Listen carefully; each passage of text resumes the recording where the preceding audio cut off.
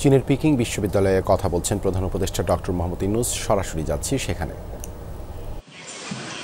And my dear students, ladies and gentlemen, it is with great humility and profound gratitude that I stand before you today in this prestigious institution, Peking University, the center of knowledge, wisdom, innovation, and excellence. To receive an honorary doctorate from such an esteemed university is a great honor for anyone. And I feel so humbled by your gesture for choosing me for this particular honor. This recognition once again reminds me of my commitment to work for realizing the dreams of the millions of youths who were the vanguards of the transformational changes in Bangladesh just last year. Their vision to establish a new Bangladesh in place of the Bangladesh that we had until last year.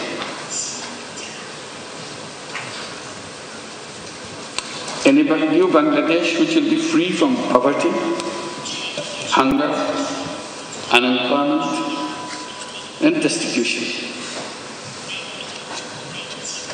Ladies and gentlemen, and my young friends, to translate this vision into reality,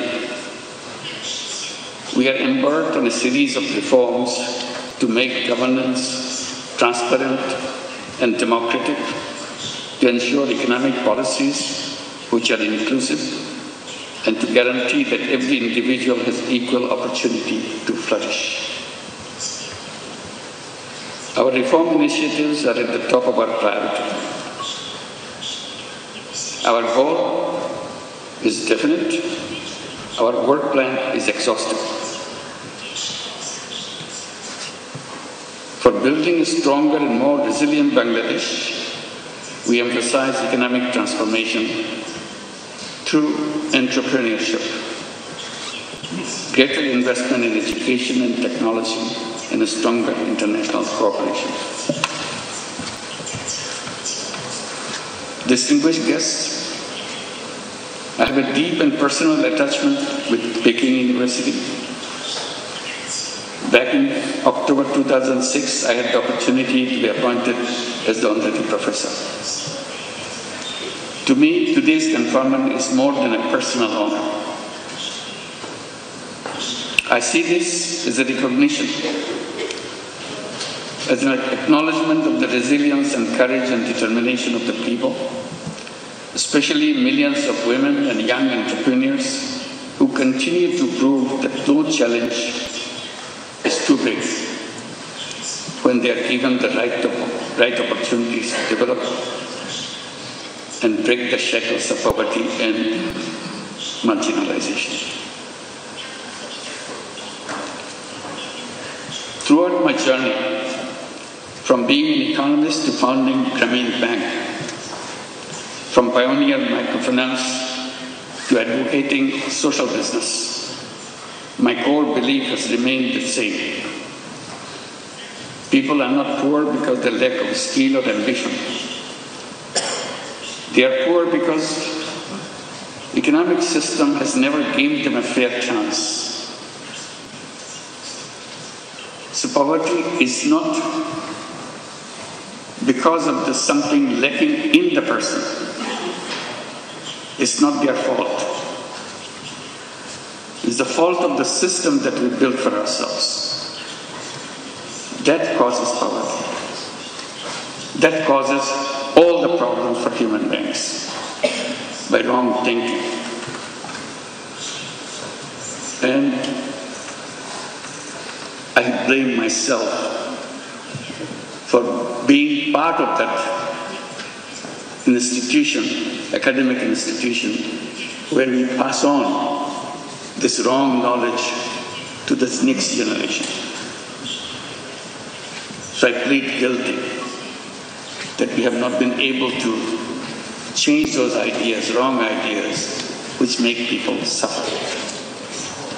So my struggle has always been to go back, to find out the faults in the system that we promote, we teach the young generation, so that we do not repeat the same thing for the next generation.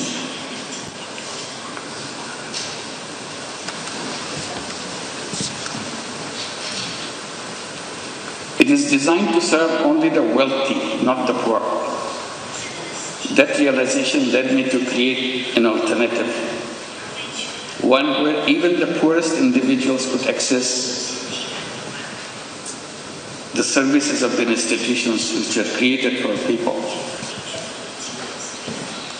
I've been promoting the idea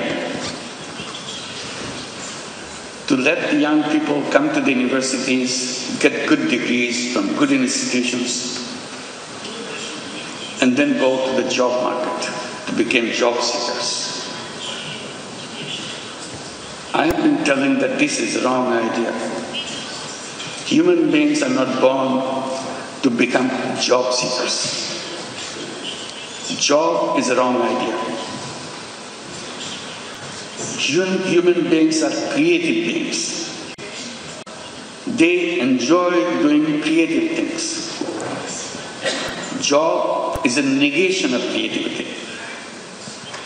Job forces you to do things what your supervisors want you to do. Job is a continuation of the tradition of slavery. Human beings are not fit for slavery. Human beings are independent beings. So I keep on promoting the idea that all human beings are born as entrepreneurs, not job seekers. Universities should be preparing young people to go out and become successful entrepreneurs, not job seekers. And that idea came from a simple experience. I started as a small initiative with a handful of women in a village next to the university where I was teaching in Bangladesh. I started lending tiny little money to the poorest women that the world has ever known, just to make sure she feels that she can handle this money and change her life. I had no idea that whether it would come true, but I was amazed how these illiterate, poor women could use tiny little money, $10, $20 worth of money, and did a very successful way of paying back and change her income situation.